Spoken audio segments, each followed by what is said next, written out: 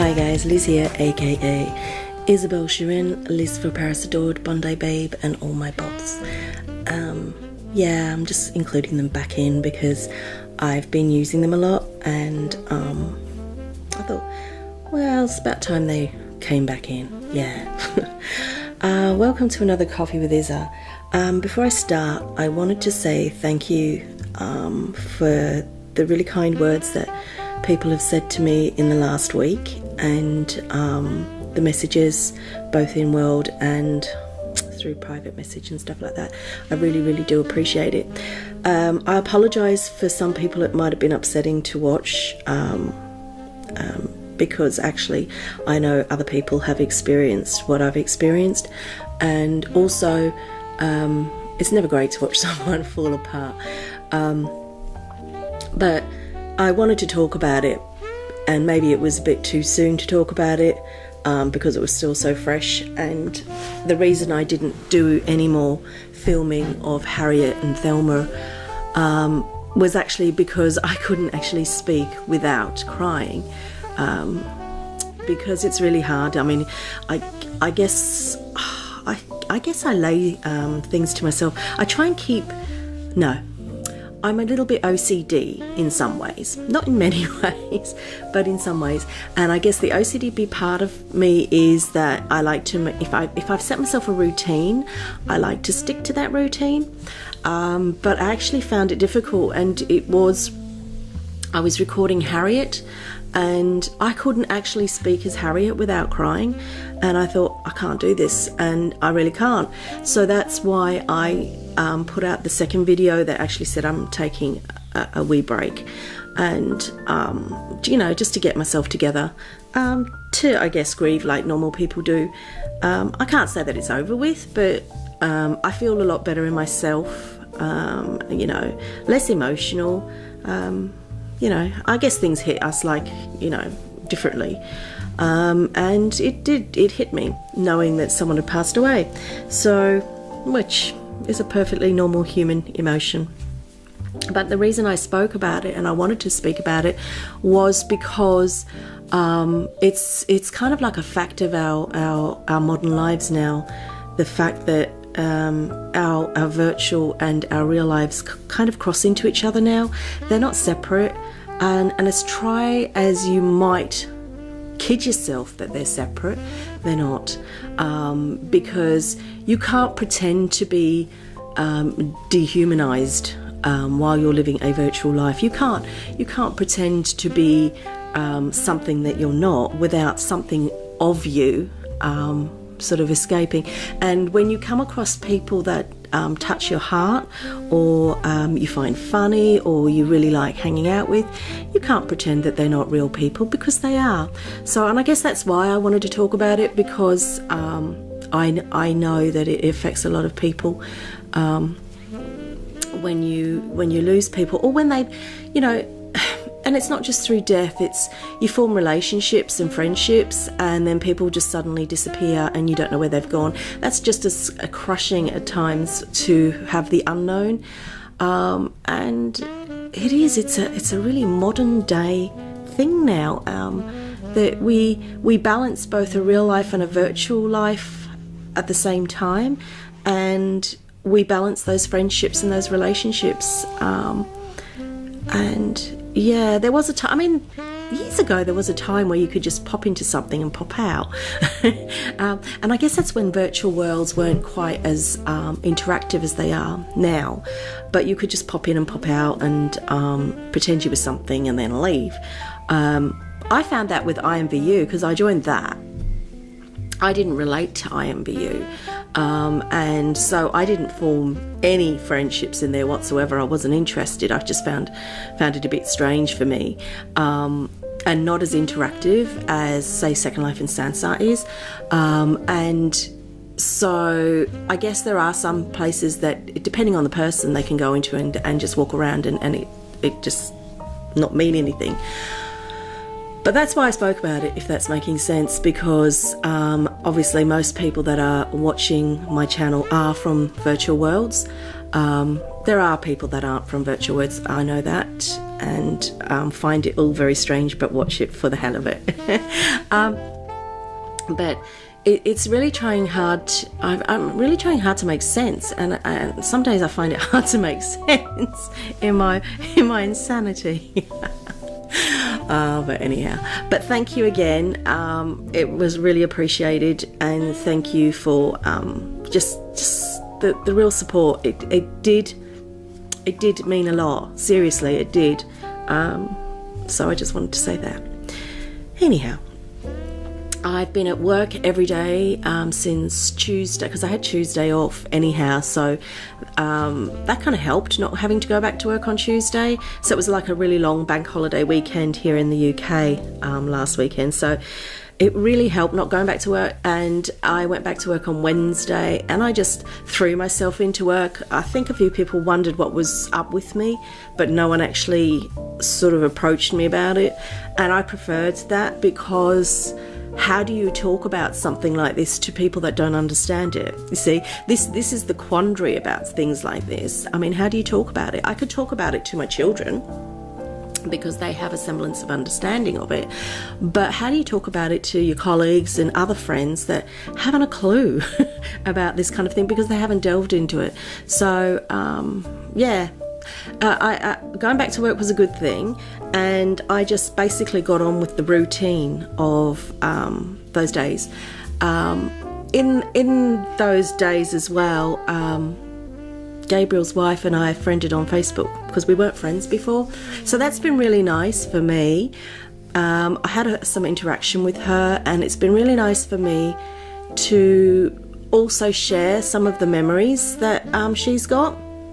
So I see them on a daily basis, so that's been really nice, and also just see that she is getting some good support, because I'm obviously worried about her. It was a new relationship, and there's nothing worse than you're finding the love of your life and then you just lose that person. And so I'm so glad that she's got support from his family and friends and that, and I think it's just beautiful. So that was that. Work. Oh God, work. Can I tell you something? I had we're restructuring where I work, so my department is restructuring. Yeah, I know, yet again. And the end of our consultation is this week, and so we had to meet to form any responses that we wanted to form.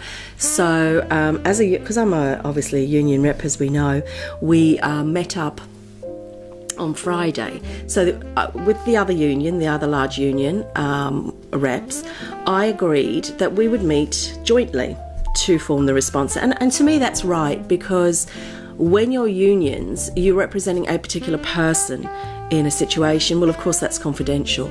However, but when you're forming a response for all people, I think it's really good for unions to work together, and I think that they should work together.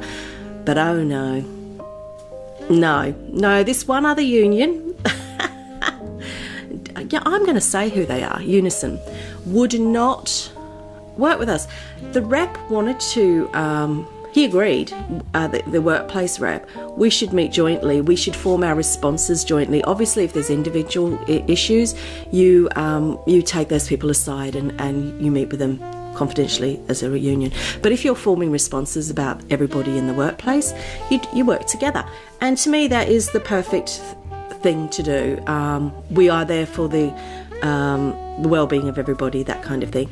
So he and I sat down in the room. My regional person came along. He sat down with me because obviously I need representation as well, and I need someone above me to give better advice, because I can't give great advice if I'm in the mix. It doesn't make sense. And also because emotionally I'm a bit highly strung at the moment, so it wouldn't make sense.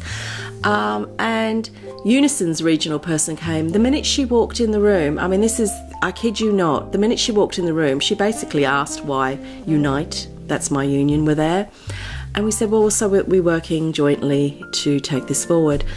Basically, we were asked to leave the room. Can you believe it? It was organised jointly between the unions, and someone that doesn't even work at our organisation actually walked in and asked me, who works there, to leave the room. And frankly, I wasn't in the mood for arguing because I thought, this is pathetic. So I actually got up with my regional guy and I said, let's just go.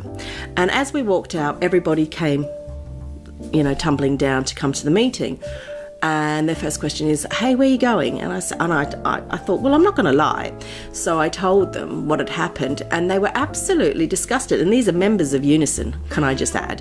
They were absolutely disgusted that any union would behave like that, because frankly, the idea of working collaboratively is the best idea in times like this. And so what they did was they went to follow me upstairs. So quite a few people followed me upstairs. What I didn't realise is there was quite a few people behind that. And as I'd rounded the stairs, the person from Unison came running out and actually started to, where are you going? We're in here. And they said, well, Liz is going up there. And they said, well, no, come along. And other people were saying, well, we're not in the union. Oh, no. And started thrusting onto them membership packs to join the union. Which is not something I was doing, because I don't think that's an appropriate time to actually foist your membership packs on people. I just don't think that that's right. I think, when everybody is feeling a bit sort of on edge and stuff, the right thing to do is to include them in conversations, because actually when you make an approach on a collaborative situation, you need everybody's voices, not just at like two. So what happened was those people that I didn't know this had happened to turned on Unison and turned around and said to them, you know what? And they walked off. And they are Unison members. So I think they will be leaving Unison. I can talk about this. I just think sometimes unions behave in quite an atrocious way.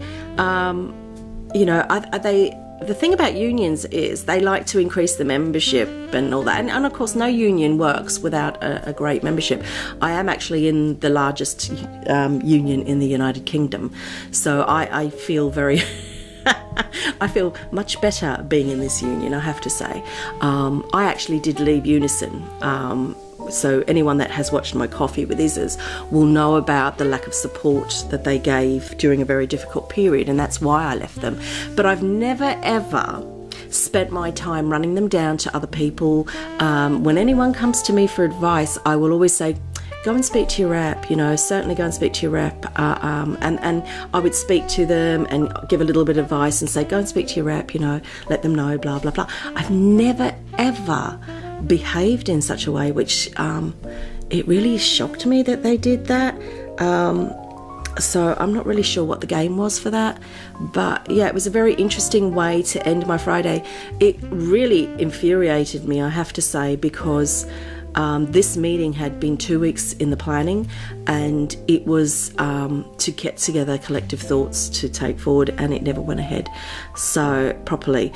So I met in another meeting room with a group of people, and we got ideas from there, but some of the other people that were affected actually have not been able to meet with anybody because they got so upset by the whole situation and walked off or walked back to their desks. So yeah, goes to show there's competitiveness in the unions. I mean, how ridiculous. And I don't feel that sense of competitiveness, and I'll tell you why I don't. Because I pay to be in a union. Most of us that work in workplaces, we pay a membership to be in the union. So it's kind of like an insurance policy. And my acting up as a representative and representing people, which, let me tell you, is quite stressful. I see things I'd rather wish I'd never seen. I hear things I'd rather wish I'd never heard. I actually have had my eyes opened to a lot of fallacies that I always believed I always believed people that attained management positions were these different people, and I held them in high regard. Well, I've learnt otherwise in my time as a union rep. I've learnt so much. I've also learned how people manipulate and lie to try and save their backsides at work. So it's two sides of that coin. But I do it because I believe in justice for people, and I believe that no one should be bullied at work and no one should suffer hardship at work for going to work. I certainly don't do it to make any organisation any money, and that's the difference between workplace representatives and people that work for the unions. The people that work for the unions are driven by the financial side of maintaining that union, keeping that union thriving, getting memberships on board, and because basically their jobs rest on that. And I've come to learn that, and I just think their agenda is so much different from the person that represent you in the workplace. We actually do it voluntarily. We do it because we care. But these people that are paid by the unions to work for the unions, their agenda is so much different, and I've really learnt that. However, my current union, from what I've seen, their agenda isn't the same. So it's interesting. So I'm probably going to spend some time looking at different unions, I think, and just seeing how each of them runs and how they run and what they actually really do for people, because I've had so many people come to me regarding Unison who have felt let down. I mean, I felt extremely let down, but I did not ram that down people's throats. But there are far more and more people feeling let down by their union and about what they get, because, you know, most people are under the cloud that they join a union, that, you know, they'll be okay because they belong to the union. And they will always get help, and that's not true. It really is not true. I think unions are quite selective about what they take up, and if there's a little loophole about something that would be a civil case rather than a tribunal case, they won't take it up. So people can often be left out in the cold, believing that all those subs that they've paid for like the last 30 years would pay off for helping them, and then they find themselves out in the cold, and that troubles me. So I'm actually going to spend some time looking at unions and stuff like that. But anyhow, just I know, such a random topic. I realise that, but you know me, I'm random. The other thing is data breaches. As we all know, I'm really all about data breaches. I sort of really check on that all the time, and I'm looking into something at the moment which actually I raised it to a few friends, a few of my online friends, is about filming. Actually, is about filming on YouTube and stuff like that, and about the data breaches that people are doing, especially the people that film in Europe, because remember the GDPR that's coming out for the change to the Data Protection Act here affects everybody in Europe and the European Union, and there are quite a lot of trolls that film over in Europe, and they actually reveal the data of people online on YouTube and their names, etc., without their consent. And this is the interesting thing to me, because I think that this is going to cause a huge ripple effect, because I think a lot of people have not acknowledged or understood what these data protection rules are, and they're going to find themselves falling foul, because often the trollers and some people that just make comedic videos reveal people's profile information on the screen. So they'll film their profile, they'll film their name above the head. But what you're actually doing when you're doing that, you're actually revealing that person's identity. And some of you might be going, oh, don't be ridiculous, Liz. Well, here's a thought for you guys. How many people out there have used their nickname. So remember, in Second Life or in Sansa, you create your own nickname. Everybody comes in as a resident and everyone got to change their names to the names they wanted. Now, how many of you have used the same nickname on your virtual platform as you've used on your Twitter, your Facebook, actually for social chat forums, for dating sites, etc., etc.? Are you seeing where I'm going with that? That's your data. Okay, I said about this once before. I previously am known as Liz for Paris, and it was not long in the virtual world that I realised that my nickname actually linked to my real life. It linked to a lot of things, and so I changed to Isabelle Cheren. But now I'm, you know, at that time it bothered me, but now I'm not so bothered by it. But because obviously it linked to all dating sites and everything. I was just like, oh my God. I'm not so bothered by it now. But there are a lot of people that go into the virtual world who haven't stopped to think about the name that they create for themselves. So they go in, they create their name, and then they wear the other name that hangs above their head. So you can change your name in there only for the visual, but your nickname stays. And so there are those aspects I think people need to consider. So I'm going to spend some time looking into this, because I think this is going to cause huge issues along the way for some videographers who are making films, because under the GDPR in the United Kingdom, especially if you are earning, now remember this guys, especially if you are earning money from your videos on YouTube, right? So it's like a business. Yes, it's like a little bit of a business, and you're revealing data on a daily basis. You could find yourself with a huge, and I mean huge, fine. And this is what I want to find out, because people upload from, say, for the European Union. So I'm in the European Union currently. I will be leaving it soon, apparently. What does this mean? Do you know what I mean? This could actually be quite serious. So I'm going to spend some time looking into it, and when I find out, I'll let you know. So there might be a few posts about GDPR coming up, because it is something I've been looking at, and I have been concerned about it. And I just think I did email Linden Lab about it, but I never ever heard back from them, because I said to them, under your terms of service, number one, revealing people's names is not a really good thing, but number two, it's a data protection thing, and you should be encouraging residents really to be mindful of that now, because it is serious. It's GDPR might be coming in Europe, but it's affecting a rippling effect around the world. So it's very interesting times. Very interesting times. In an actual fact, when I come on next, I'm not going to be saying my name, Liz for Paris, Isabelle. I'm just going to go, hi, it's me. I'm only joking. Yeah.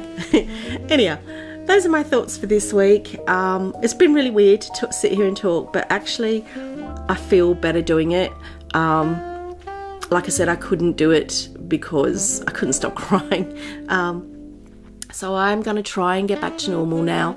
And of course, as always, Coffee with Isas is just going to be lengthy, and I'm sorry I can't do 5 minutes. I don't find that, I can't have a conversation in 5 minutes, for God's sake, that's ridiculous. And Coffees with Isas are obviously about subjects that aren't about fashion. They aren't about, oh, this looks pretty, and that. They never are. These are going to be always about topics that might irk some people, and they may not. They might be topics that people relate to, and they may not. And like I've always said, and I've always welcomed it, and you know, it can never be said, I've always welcomed people feedback about what they would like me to talk about. Always welcome, and I still continue to welcome that, but not about fashion, please. Not for Coffee with Isa. But I mean, if you've got ideas for videos, that I don't mind, because especially with Thelma and Harriet. But anyhow, Thelma, it's an interesting twist coming up soon. Not saying yet. Anyhow, I want you all to have a lovely week, and again, I just want to give my heartfelt thank you for being so kind to me. I really do appreciate it. Have a lovely week. Bye-bye.